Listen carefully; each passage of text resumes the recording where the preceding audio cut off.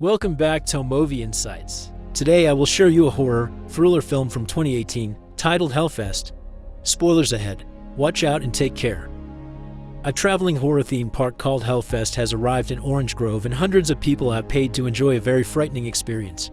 Tonight, 3 friends are entering a haunted house, and one of them gets separated from the group when encountering a dead end. She begins searching for an exit, unaware that one of the figures among the decorations isn't actually a doll. The other follows the girl into another dead end, and when she turns around, she recognizes him as the man that has been following her all night. She still believes he is part of the attraction until the other comes closer and stabs her. To hide what he's done, he hangs the body from the ceiling to make it blend in with the props, and it won't be found by the police until 3 days later when it starts to stink. A couple of years later, Natalie visits her old friend Brooke, who she hasn't seen in a while because they live far apart and she's been busy with college. Natalie is displeased to see Brooke is now living with Taylor, a very crass woman, and teases for liking her friend Gavin. Brooke takes Natalie away to her room and promises they'll have a Taylor-free weekend, but tonight, she's coming with him to Hellfest, a park Gavin got them VIP tickets for.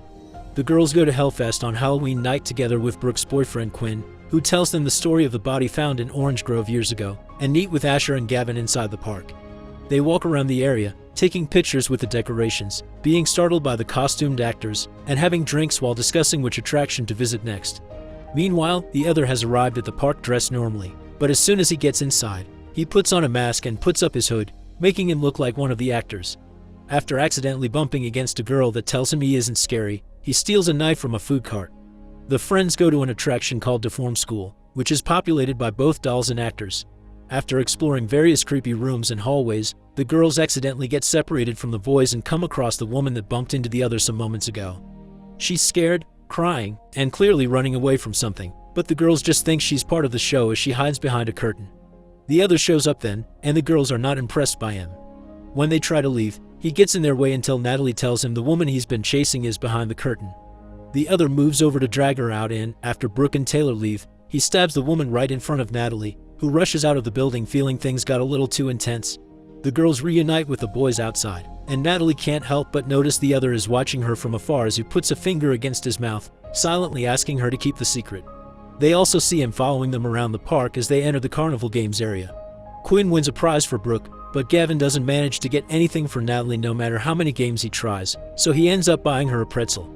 The two of them find a photo booth and decide to get their pictures taken, sharing a kiss after failing to agree on a pose. The other has followed them there and takes the chance to steal the photos, but Brooke sees him and goes after him as he leaves. The area he's escaped to is backstage and abandoned, so when Brooke gets there, she starts having second thoughts. Suddenly, Quinn startles her when he appears at her back, and together they go back to the group, who still dismiss the whole ordeal as part of the show. The friends want to go to the Deadlands next, but Gavin stays back, determined to win a toy for Natalie. While the group waits in line to get on a ride that will take them to the next area and signs a waiver that allows actors to touch them, Gavin tries to buy off a prize from one of the game stands, but he's turned down. However, when he sees a man bringing out more prizes, he finds the room where they are stored and gets inside to steal one. After choosing a doll from a locker, he closes the door and comes face to face with the other, who makes him trip with a mallet and then uses it to smash his head. When the other sees Gavin's phone is getting messages from Natalie, he uses Gavin's finger to unlock it and replies pretending to be him. When the time comes to get on the ride, Taylor and Asher get on one car, and Brooke and Quinn get on another, leaving Natalie to ride alone. While the couples make out and are jumped by various decorations, Natalie's car stops right before the power goes out. A red light suddenly starts flashing and Natalie sees the other approaching her. She wants to escape, but the safety bar is stuck. Meanwhile, the couples have finished the ride and are waiting outside, hearing Natalie's screams. When her car finally comes out, the other is sitting on the hood. As more men wearing the same clothes and masks come out, it is revealed that this isn't the other after all, but a group of actors whose act is to get the car of single people stuck on purpose to provide a fellow rider.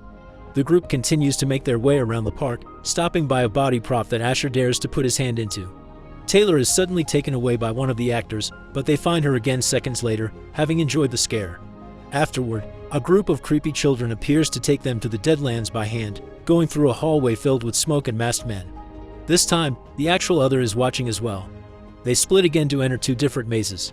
The girls enter one with a terrifying laboratory and are chased by a crazy surgeon. The boys find a house replica filled with lifeless addicts and an old train that causes them to separate. As the other enters the maze as well and steals a syringe, The girls arrive at a hallway that they must cross while hands sticking out of walls try to touch them. Taylor and Brooke run off and the door closes behind them, so when Natalie runs after them, she takes a different path.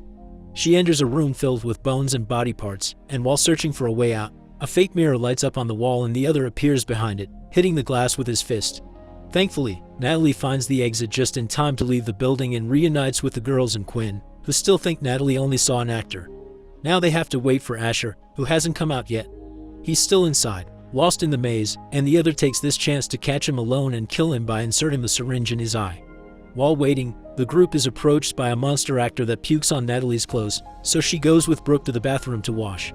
The girls talk about how much they miss each other and agree to go on a trip to Spain soon. After Brooke leaves, Natalie puts her head under the hand dryer to take care of her hair, so she doesn't see or hear the other coming closer and almost touching her. Afterward, she enters a stall to relieve herself while texting Gavin, and something curious happens. Every time she sends a text, she hears the ping coming from another stall. When she's about to leave, she sees the other's boots under the door as he starts shaking it to get inside.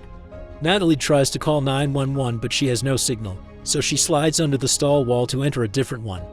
For a second she thinks she's made it, but a hand appears above her head and grabs her hair.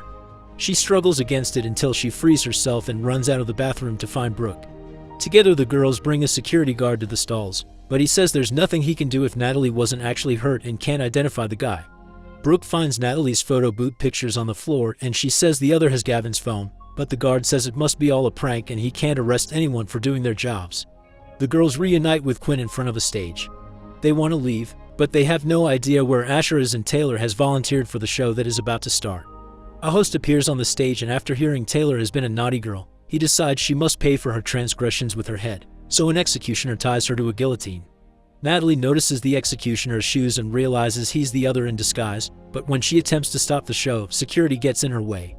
The guillotine blade falls and cuts Taylor's head off, which the host picks up and shows the public, but it's just a fake.